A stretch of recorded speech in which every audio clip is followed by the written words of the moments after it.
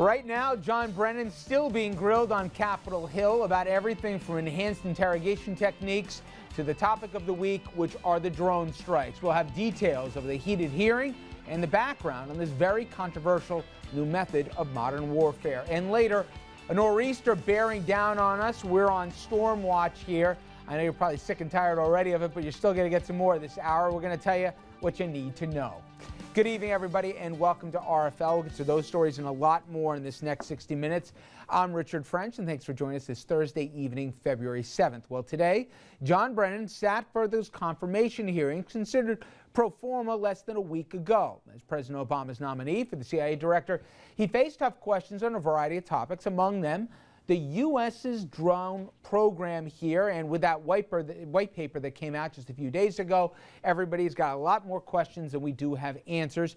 And I want to bring in first our senior political correspondent, Andrew Whitman, who's been following the hearings and obviously the issues that we were hoping to get answers. I'm not sure we will out of today's hearings. Yeah, well, first of all, for the nomination process for John Brennan, it didn't appear as though anything happened today that would seem to derail that process. As for the conversation about drones, which came up in the hearing throughout the day, here's the background.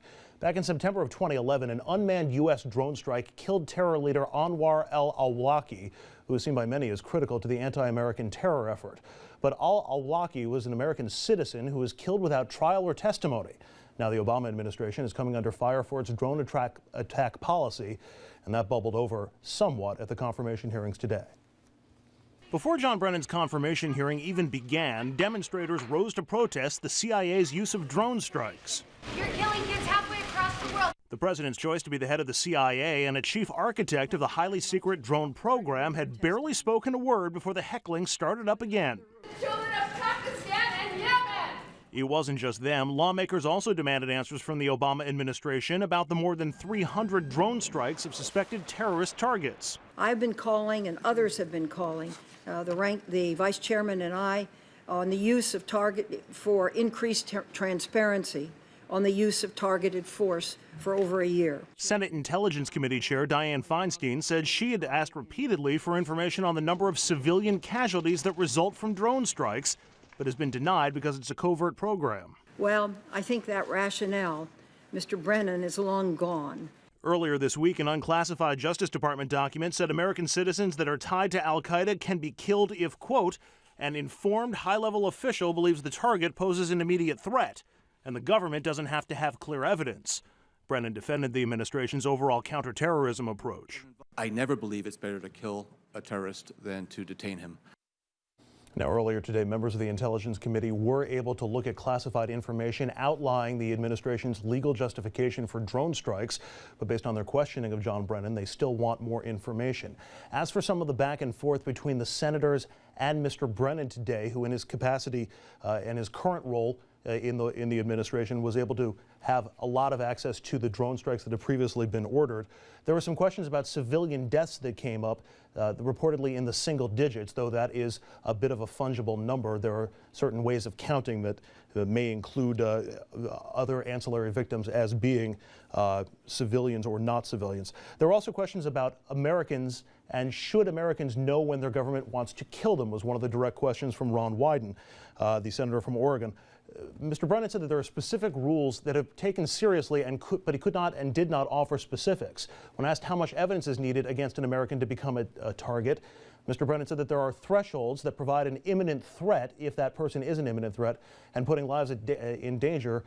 He said that there should be more public explanation to explain to the American people what the thresholds and the legal boundaries are, though he did not go into details. All right, well, let's start this, and I'd like to break this conversation into three different parts if we could.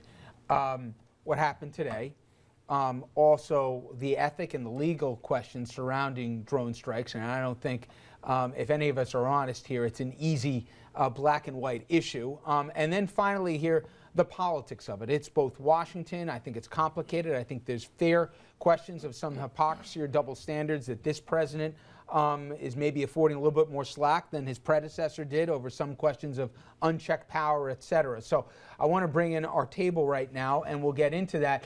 Jeannie Zaino, one of our favorites, Dean and Professor of Political Science at Iona College. Dominic Carter, political journalist and author. Nick Gorovich, Democratic pollster and Senior Vice President at the Global Strategy Group. And Dashiell Bennett, a senior writer at The Atlantic Wire who has been writing extensively about the subject of drones and not just in this past week, and Andrew, who you've met here as well. Okay. First of all, today, I think we'd agree, no haymakers, no knockouts. In fact, if anything, Democrats, Dominic gave, Bennett gave him, Mr. Brennan a harder time than the Republicans did. He didn't offer up any new information. He basically confirmed that we were using them. They spent as much time, it seemed, on waterboarding and, some other anti-terror techniques as they did about drones. He's going to get confirmed. It definitely appears that way, Richard. No surprises today.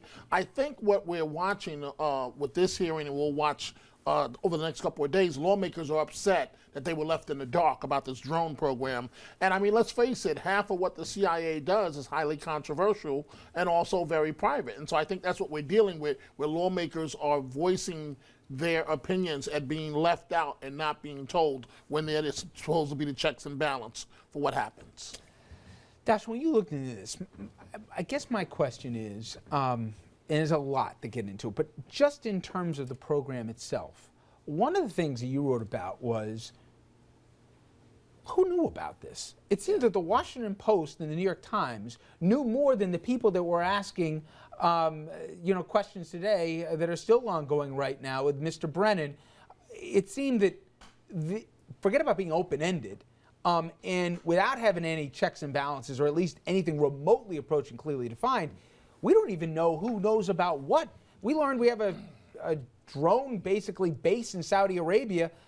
I didn't know about that, but it seemed that a few people in the press did. Yeah, it's kind of ridiculous when you think about how many people know certain parts of it. No one knows the whole picture, obviously, but yeah, you have journalists who know about this base, and they were asked not to report about it for no reason really, other than that the CIA didn't want it to become news, and they just went along with it. And it turned out actually that there were some Arab networks. Fox News actually had mentioned it briefly in a thing a couple years ago, and it just kind of went glossed over. And I think a lot of what you see with the anger from the senators is that these are people on the Intelligence Committee. They have security clearance, and even they can't get the answers they want about what this program is. But Nick, you got the sense today from people asking the questions with the hedges and the caveats and everything else.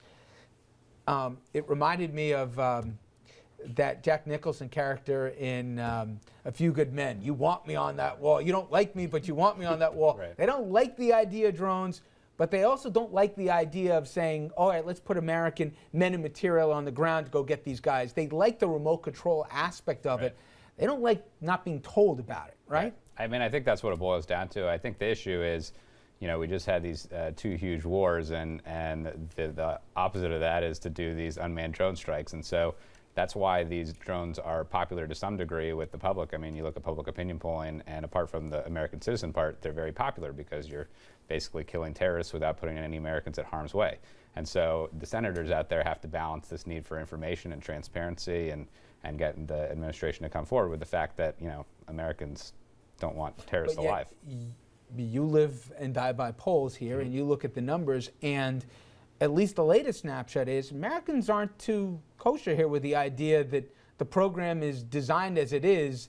They're going to give any president this kind of blank check to decide who lives and who dies and who makes the decision, Yeah, I mean, I think it all depends on the framing of the situation. You know what I mean? I think, when you talk about unchecked power to kill American citizens, Americans aren't going to be okay with that. If you're talking about a very defined killing bad guys who want to kill Americans, that they do, right? Killing bad guys by a defined set of rules, I think, the American public is probably okay with that. So I think it just comes down to where on that spectrum we're lying.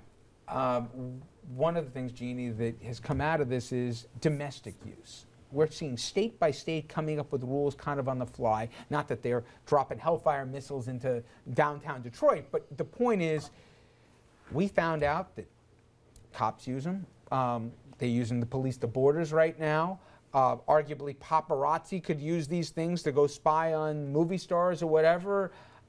It seems like, yet again, there's another piece of technology that's gotten ahead of us that we don't really know how to regulate. We like them, but we're not too crazy about where they could go. It seems like we're playing catch-up once again, this time with drones. Yeah, and I think that's true when you talk about technology generally. And back to the hearings, I have a question for you. To add to your 3 questions, which I think are really right on, is the question of effectiveness. When Americans think about whether in fact they support these drones, they need to think about the question of effectiveness. That's something that hasn't been addressed. And yes, they want to kill terrorists, but do they want to kill the innocent civilians that are also killed? There's a huge knowledge gap here.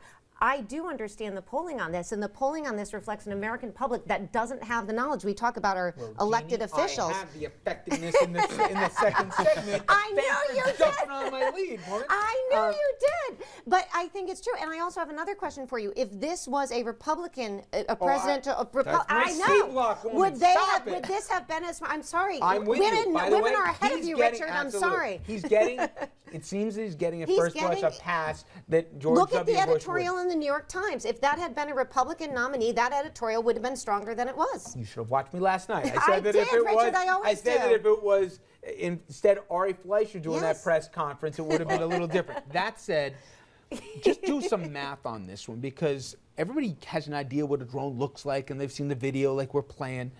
But just talk about 10 years ago, Daschle, to now, the multiplication of these drones, and not just how many they are, but how many were being used in so many different places. Yeah, it was almost they started off basically just for surveillance. That was all they were good for, was the cameras. And, you can see, the cameras have evolved over time too. You can shoot license plates, you can see faces from the sky, and then someone realized, well, if we could put a bomb on it also, then they, and they're cheap too, right? Yeah, well, I mean, compared to an F-16 or someone which requires a pilot and a soldier, and then they're definitely cheaper. And so we saw very limited use of them at the beginning of the Afghanistan war, and then as the effectiveness got better, and the cost, like you said, not just the cost of money, but the cost in lives. The idea that you can infiltrate a country without putting any soldiers there. You can target specific individuals. You don't have to carpet bomb a city like you used to do.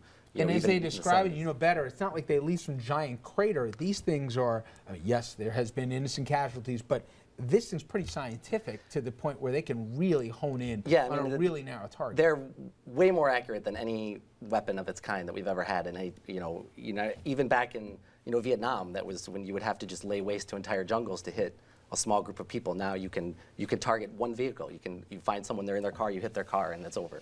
Okay, as Jeannie jumped ahead, of course, when we come back from the break, we are going to talk about the effectiveness of this. We're also going to be talking about where we believe the line should start and stop when it comes to any president in terms of using this massive amount of power. Down deep, we want, and we know that there are secrets that we all should know about, but how much power are we willing to give any president? We'll have that debate and much more after this. Stay with us.